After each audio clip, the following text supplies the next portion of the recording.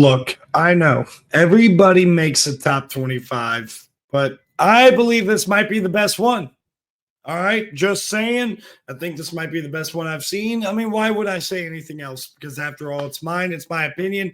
But in all seriousness, if you guys like this video, make sure you like the video. All opinions are welcomed here. So if you want to say that my take is wrong and I'm a moron who doesn't know football, that's fine. You could say that down below. Just try to like the video as well because we share opinions. This is a community here that we're trying to build. And part of that community is sharing that type of stuff. You're not dumb because you disagree with me. It's just simply disagreement. Let's have a discussion about it. Subscribe if you want more of that college football content. But certainly comment down below. Who would you say is the best team in America? And then when you look at my ranking, keep this question in mind. Who is the most underrated that I have? And who's the most overrated? Underrated, of course, could even include teams that I don't put in the top 25. And overrated, they're obviously going to be in the top 25. Let's get into it. We're going to start with 21 through 25, and we're going to jump through this very, very briefly on each team. Let's go with Louisville at number 25. You know, this was a team that I was cool on very early on in the process. I'm not a very big Miller Moss guy, but then when you really think about it, doesn't he fit Jeff Brown's system perfectly? They have really, really good wide receivers that I'm sold in. I love their running back room as well, and Isaac Brown's a really good one. The big question is going to be if they can improve that defense. If they can improve that defense, they're an ACC championship contender for sure that I feel like a lot of people are sleeping on right now. Number 24, Missouri. Another team I was very low on, but I thought they would have a pretty decent defense, and I was worried about their offense. I'm not as worried about their offense. Now, I've always been sold on Ahmad Hardy in the O-line. I've been worried about the throw game.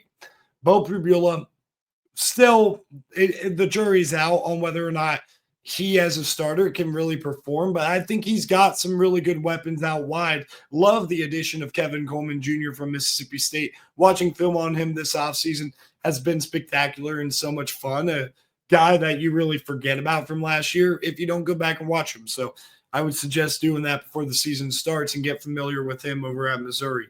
Number 23, you have USC. Look, their upside for sure is amazing. And I think a lot of people that are saying that they should be like a top 15 team, I think you have a lot of reason to believe that. Pundits are out there saying that. But the big thing with USC is I think their defense is going to be really better. I'm kind of betting on that a little bit. Like, I think USC could be a playoff contender on the back of that Danton Lynn defense. But the issue is I got to see it first. I can't like fully buy in that they're going to be better. And I'm going to learn my lesson from last year. It's not going to be based on just one game. When they have their first big game of the year, I believe it's against Illinois, would be really considered their first big game.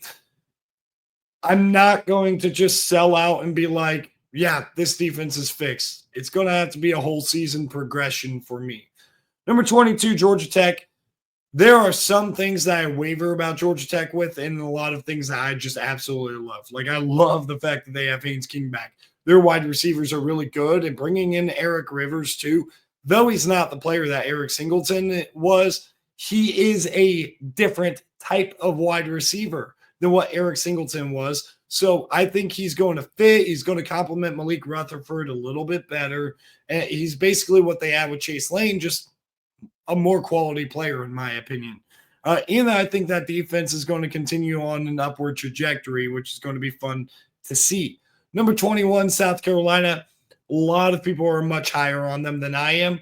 I am confused about them, truth be told. I really want to see them first because, number one, Lenore Sellers did not impress me as much as the hype would suggest that he should have.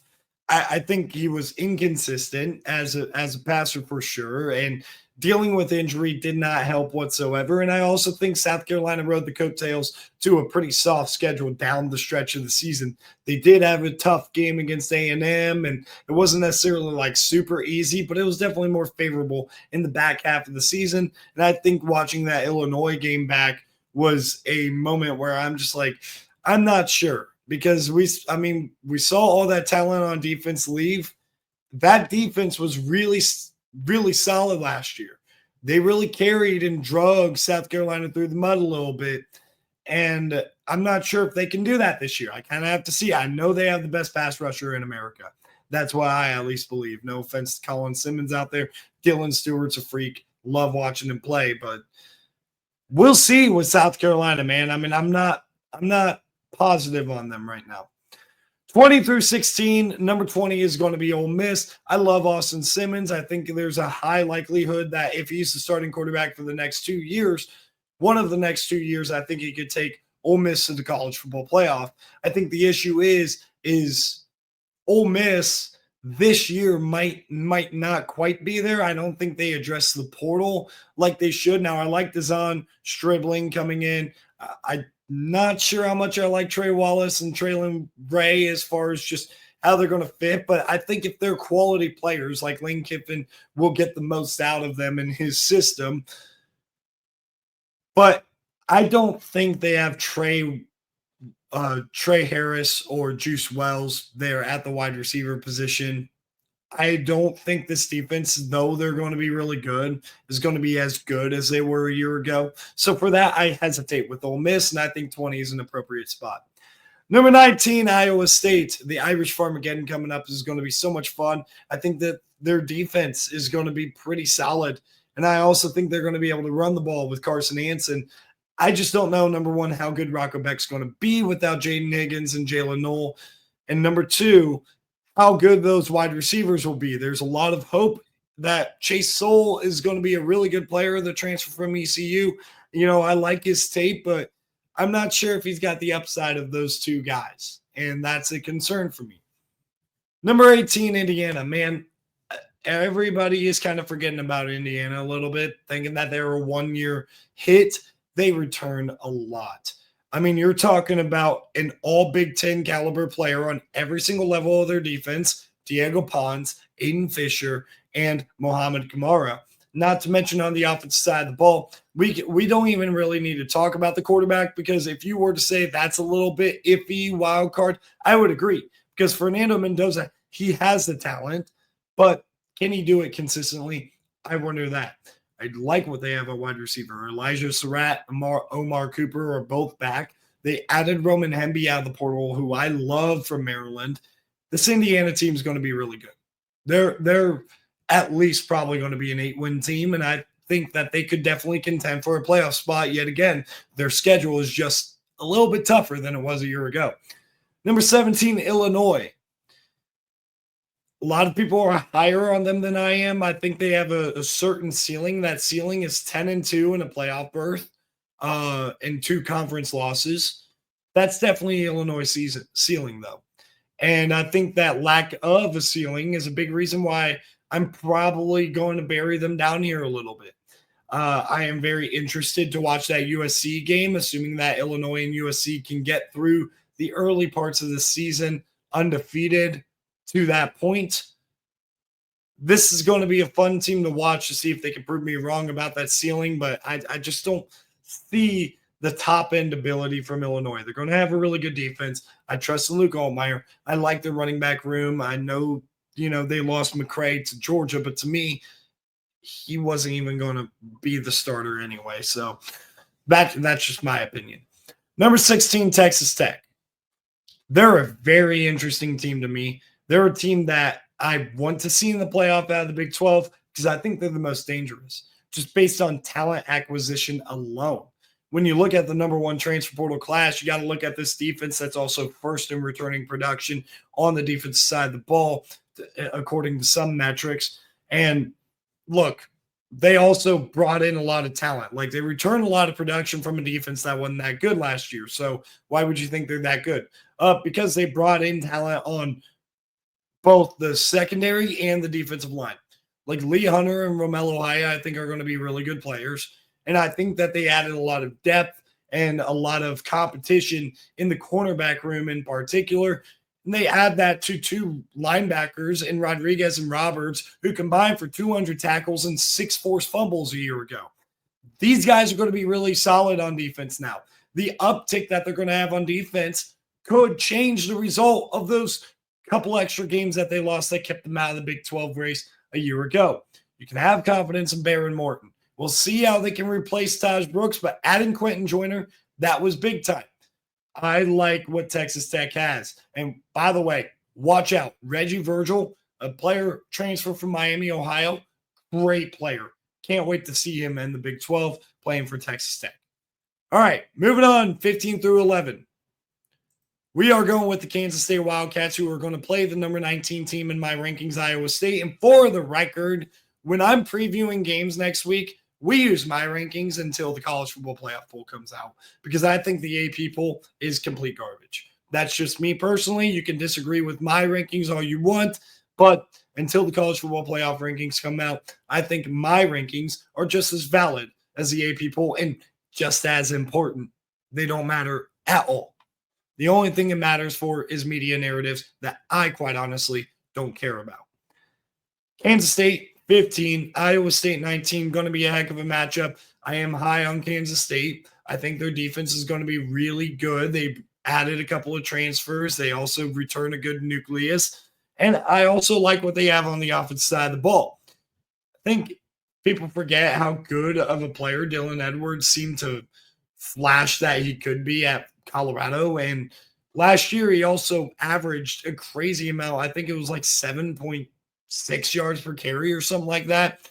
You correct me if I'm wrong, obviously, but this dude's ready to be RB1. And DJ Giddens really showed up last year, too. So Kansas State, going to be a solid team. They have a pretty solid offensive line, too. It's all going to depend on the leap that Avery Johnson takes. Number 14, the Michigan Wolverines. Their defense sets a floor, and all of these Michigan fans saying, shoot.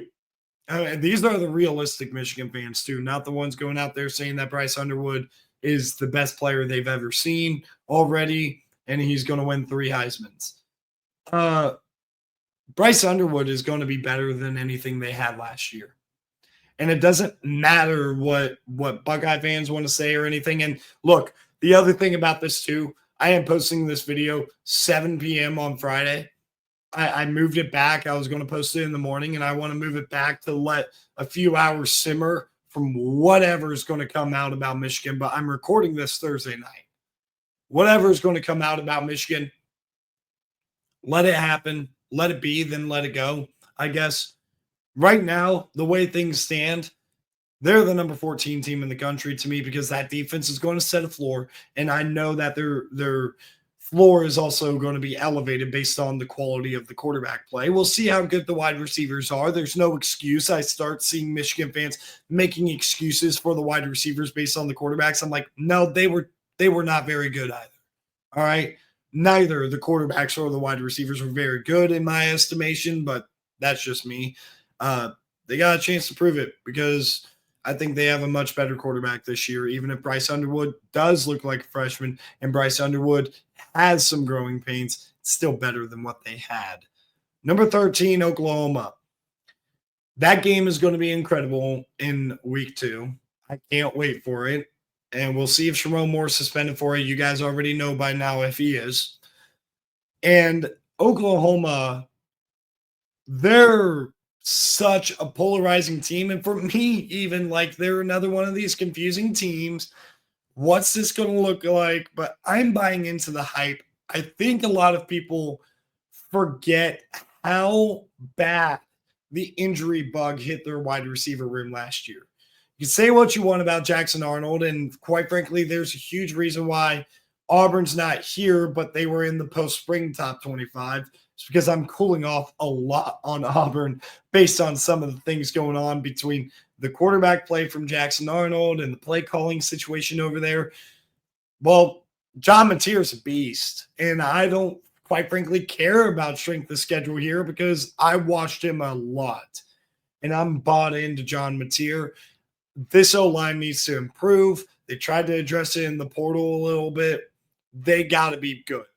But the good thing about that is, like, even if that O-line is not at a usual Oklahoma level that we saw under Lincoln Riley in the late 2010s, they still have a quarterback in John Mateer that ran for like 800 yards last year. He's a mobile quarterback, a lot more mobile than what people give him credit for. Don't know if anything's going to come of the whole Venmo thing. This is accounting for that just not being a big deal because I don't believe it will be. I'm pretty bought into Ben Arbuckle, John Mateer, the system that they're going to have going, and the talent that they have on defense is also amazing that Brent Venables is going to work with. So I like Oklahoma at number 13 right now. Number 12, Arizona State. The returning production is crazy. If you watched Arizona State throughout the year last year, you know, though, that Cam Scatterbu was a big contributing point, he was not their whole team. The biggest reason why he had to pull Arizona State up against Texas last year was because, number one, Texas was probably the second best team in America last year. So they were completely outmanned. So they needed a performance like that to try to pull off the upset. But number two, Jordan Tyson, their NFL receiver, missed that game. He missed the Big 12 championship too, and they did what they did to Iowa State's even still. And it wasn't just, though Cam Scatterbu had an amazing game, it wasn't just Scatterbu in that game. It was the whole team. This defense should be improved. This offense has a lot of potential. I know, when you guys see my Big 12 previews, this might not line up. Guess what? I'm very high on the Big 12. It's a very competitive conference. This team could go anywhere from 7-5 to 11-1. I don't know. But what I do know is right now, what we know about Arizona State, they're going to be really good. And Sam Levitt's a heck of a quarterback as well. Number 11, Texas A&M. They have one of the top 5 offensive line. In fact, in the top 11, you're going to see all 5 of the top offensive lines in college football. And I'm going to mention that they are one of them. I think Texas A&M is probably about 4th or 5th in that group. They could be the best, though. It's all kind of mixed together there. How is Marcel Reed going to be able to jump after being named the starter last year? Is he going to be able to take that leap forward that he needs to take? Also, is this defense going to be able to replace those guys on the defensive line as well? We all know about Shamar Stewart, but what about Nick Scorton? What about Shamar Turner? Like this defense is replacing a good bit on the D-line, and they bring back a lot in the back 7, but that back 7 needs to show a lot of improvement in the offseason. I think they will. I think this team's got so much upside. This is a team, though, that it's going to scare me to predict them to do anything super special for their standards and for what they have been lately. It's going to take something to convince me that they're definitely going to do that. It's a very hard sell because they haven't done it. But Mike Elko is not Jimbo Fisher. He's running a way better program at the moment. We're going top 10 team by team reveal. This is another top offensive line in college football. I'm going with the Miami Hurricanes. That's what Mario Cristobal does. He recruits amazing offensive linemen. I think people are making too much of a big deal about what they lost that wide receiver because if you really think about it, like they didn't lose a ton of first-round talent. They brought in C.J. Daniels from LSU, who was previously at Liberty. I love C.J. Daniels. I love the upside of JoJo Trader as well. I'm expecting for him to have a big year. And, oh, yeah, Carson Beck is over there. If he's healthy, he fits Shannon Dawson's offense very, very well. This is a guy also trying to improve his draft stock. And I keep telling you guys, he's on a revenge arc. He fumbled a Cavender twin. Do you really think he's not on the revenge arc? Come on, man. Miami's going to be really good. The biggest question is going to be how much can that defense improve? They were not very good last year whatsoever, but they still almost made the playoff anyway. Number 9, we're going with the Oregon Ducks. The big transfer portal ad of Isaiah World, I definitely like that because I think that saves their offensive line from having a huge, huge dip down. But what's going on at wide receiver is a huge concern. They're just not staying healthy. Nobody's really pulling away from anything. They're going to have to rely on DeCorian Moore. And I don't know if that's a good place to be at for a first-time starter in Eugene. Of course, you saw Dante Moore start over at UCLA. Didn't necessarily go well, but I think that was a good experience for the kid. I think Dante Moore is still going to be really good. I think this defense could take a step forward. They added a lot of talent in the secondary, tried to get bigger in the secondary because size was a big problem in the Rose Bowl. for them at the cornerback position. All their corners were completely undersized, and they're going to have a really good D line too. So this team's got definitely a lot of talent. They can probably weather a lot of these injuries. The issue is, though, we don't know about any of these players that are going to have to step up because of these injuries at wide receiver. Mekhi Hughes, by the way, love him coming in from Tulane.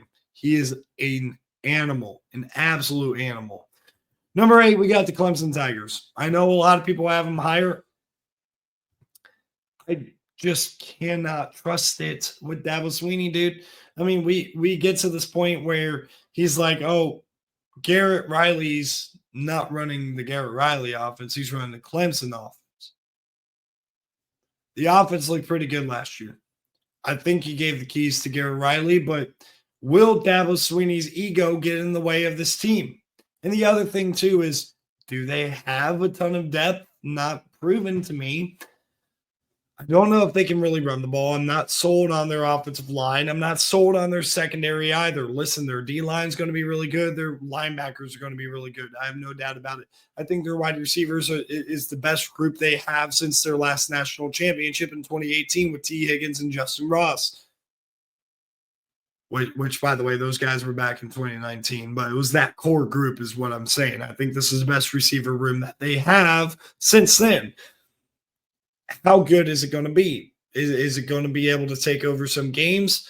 My biggest concerns, though, can they run the ball? Are they going to be effective stopping the pass game? That's going to be very interesting to me. We'll see how Clemson pans out, and if they can prove me wrong, if they can prove to me that number 8 is way too low. Number 7, LSU. The O-line replacement's a little bit of a concern for me. I'm more optimistic about that O-line than like Clemson's offensive line, for example. But I just love what they have at wide receiver. Aaron Anderson is an absolute monster, and he's a good yards after catch guy. Dane Key is a nice deep threat to have as well. Pardon me, Barry and Brown. Dane Key is over at Nebraska. But yeah, this offense should be on fire this year. Caden Durham getting another year in the system as the running back. He's going to be the guy. This defense has to improve. I like some of the transfer portal ads. They added Mansour Delane, who I've been raving about on this channel a little bit in the past. I expect for him to have a really good year. His brother Fahim Delane, by the way, over at Ohio State as a safety. So a little bit of good bloodlines over there too. And this front 7 should be really dangerous. Adding Patrick Payton, bringing back Whit Weeks and Harold Perkins. Like, they should be really good on the defensive side of the ball. Guess we just got to see it pan out, but I expect for a lot of improvement this year. Number 6, we got the Alabama Crimson Tide. This is the third team that I mentioned that I think has a top 5 offensive line, and it's going to be headlined, of course, by Mr. Caden Proctor. He's going to be an NFL left tackle protecting Ty Simpson, who is very clearly now the starter in Tuscaloosa, who's got a lot of weapons to throw to. I mean, if you look at it, they brought in Isaiah Horton. They have Jeremy Bernard. They have Ryan Williams. They have a lot of guys. Cole Adams. They have a lot of guys at wide receiver, and they're confident in their running back room as well with Jam Miller and Richard Young. And I think this Alabama team has national championship aspirations. My big thing about keeping them at 6 is you're going to see a lot of new quarterbacks or a couple new quarterbacks in the top 5, as you could tell by now. I am least confident about Alabama's. I am least confident about Ty Simpson over any of these other top 10 new quarterbacks that are starting. Like, I trust Dante Moore better. Whoever comes out of the CJ Carr, Kenny Minchie battle, Julian Sand. I trust those other guys more than I trust Ty Simpson because I've watched Ty Simpson play, and I'm kind of scarred, and I have to see him be a great player to actually believe it. Just because I have never been impressed by him when he's gotten the chance to be on the field. Number 5, Georgia. Gunnar Stockton is the starting quarterback over there, which is just funky. I think they can win with him. I think he's a heck of a competitor, loves Georgia. They're going to have to figure out how to run the ball with Nate Frazier. They're going to have to figure out how to field a great defense. I'm just kidding. It's a Kirby Smart team. They're going to have a great defense. And they're also going to be upgraded at the wide receiver position, bringing in Zach Branch, bringing in Noah Thomas, getting another year of development out of Dylan Bell, who had a huge drop issue last year. If he could correct those issues, all of a sudden you're looking at a Georgia wide receiver room that's going to be really good. I think that this Georgia team is being too slept on right now. I think they're very dangerous in the SEC, could definitely win it again. If they win it this year, though, I have a newfound confidence that Kirby Smart could very easily get this team to another national championship. I'm starting to grow on Georgia, safe to say. Number 4, Penn State. Whoa, this might be a little bit low for some of you. Some of you might be a little bit high. I think we need to balance this production in this sphere of James Franklin, and up. I think we also got to factor in that Drew Aller against some of these top defenses has not played well. Did not play well in the playoff. Did not play well against Ohio State. Did not play well the year before against Michigan or Ohio State. Drew Aller has struggled in these spots. This season is really going to come down to if they can win these couple of big games, and it's going to really come down to how he performs in the playoff.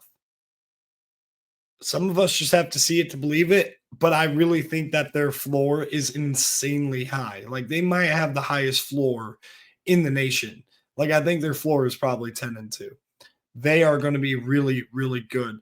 I think if I had to criticize their defense, I'm worried that they don't have a real game wrecker like they had with Abdul Carter. We can talk all we want about the couple of guys that they have on the defensive line, like Deni Dennis Sutton, but they're not Abdul Carter. They're going to miss that for sure. And I think Penn State fans won't even deny that. Number 3, Notre Dame. This is another offensive line that I love. I think this is the best offensive line in the country. They are so good that Pat Coogan had to transfer out. Rocco Spindler also had to transfer out, which was a little bit less surprising because he was the weak link in the playoff. But Pat Coogan was a very solid starting center for Notre Dame, who transferred out because they have young talent below him that was going to push for playing time and then end up winning it. The experience, too, that left tackle Anthony Knapp got was amazing. I am starting to grow increasingly concerned. In the post-spring top 25, I had Notre Dame at number 1. I am, again, not sure if Kenny Minchie is just much better than I gave him credit for, or if CJ Carr is really struggling. But one thing I do know is this quarterback battle is definitely close. Even if I was right all along and the right guy to go to was always CJ Carr, it's still closer than I really ever thought we'd get at this point in the offseason, in training camp. Like, I never thought we'd get to this point 2 weeks before the season, and we're talking about Notre Dame potentially starting Kenny Minchie. So that being said, I'm going to float it out there. Kenny Minchie might be much better than we give him credit for. I also think that Notre Dame's secondary is one of 2 secondaries that could potentially claim best secondary in America. We have yet to see the other one. Number 2, we got Texas and Ohio State remaining, and I got Texas number 2. 2 things. Number 1, I do believe Ohio State's going to win that game. If you saw all the previews, you know that. The last 2 previews I did was Ohio State and Texas. And I predicted Ohio State to beat Texas in the horseshoe. I just think that there are a couple of question marks with Texas that are rather minuscule because I think they're talented on the O-line, but they're going to have a lot of growing pains. And it's just a matter of how quickly can they get through those? How quick can they have a solution to those types of issues? That's going to be the big question for Texas. And then the other question I have for them is the interior of that D-line. How good are they going to be? It's not the most valuable position in the world, but it definitely could really, really help you, especially in the SEC, playing some teams that do want to try to run the ball and be strong on the line of scrimmage. They're going to have to be better at the line of scrimmage than what they've shown in camp, especially on the offensive line. They've been just absolutely demolished and destroyed. in the first scrimmage. That was the takeaway. Those are reports coming out of Texas camp. That's not me saying it. It's other people reporting from Texas saying that. So, I'm also not sure if their wide receivers are going to be as good as they were last year. These are minute details, though. I love their running backs. I like their secondary a lot. I like their edge rushers and linebackers a lot. I think that they're going to be good, really, really good. And those minor criticisms are just a simple separating factor from number one, Ohio State. Not only is Ohio State the defending champs who deserve this number one spot for that alone, you could argue and be like, okay, they lost both coordinators and a lot of production. Let me give you a quick education about Ohio State. First off, whether it was Chip Kelly calling the plays and you had some Chip Kelly identity in there, it was Ryan Day's offense. Ryan Day's offense has never let us down. And Brian Hartline is calling Ryan Day's offense, assuming that it stays that way this time. Brian Hartline is going to be calling Ryan Day's offense. Matt Patricia is also such a ball knower that Bill Belichick, the best NFL coach of all time, wanted him, a defensive guy, to be an offensive coordinator. Might not have worked out amazing, but he still was so confident in the genius of Matt Patricia that he said, I trust you on the other side of the ball from your expertise, which is always going to be great for a staff. They retain all of their position coaches, by the way, except for O-line coach Justin Fry. And I don't know if they got a better one, but everything I've heard, this offensive line has developed to be amazing. We all know, if you've watched on film, what Ethan Onyanwa is, and yet you got Phillip Daniels over here pushing for a starting spot, who was just a simple ball of clay who started 6 games at Minnesota as a redshirt freshman. You have Austin Saraveld turning into the best offensive lineman on this team, playing left tackle and making Ethan Onyanwa battle for the right spot. This interior of the offensive line, by the way, is also very good.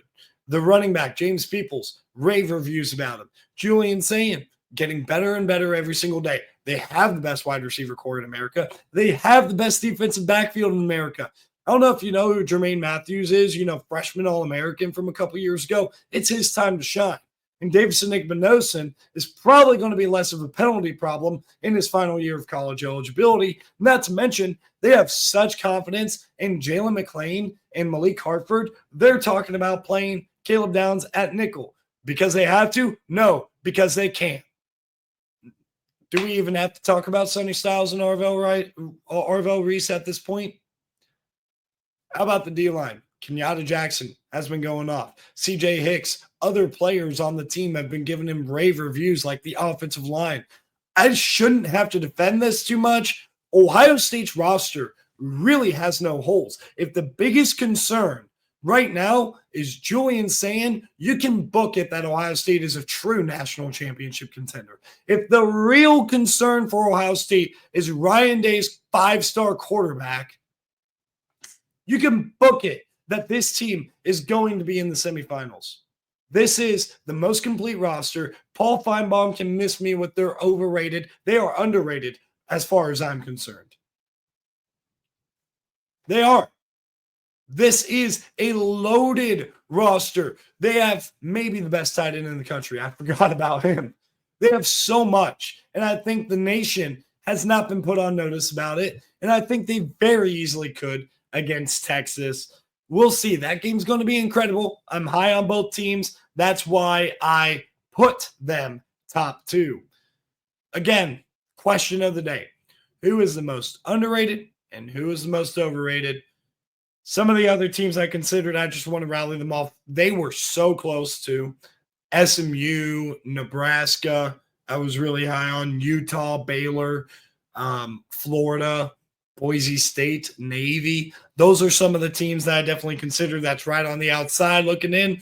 And a statement win or two could potentially put them in. Thank you guys for tuning in. Really appreciate it. Make sure you like the video if you like the video and subscribe for more college football content.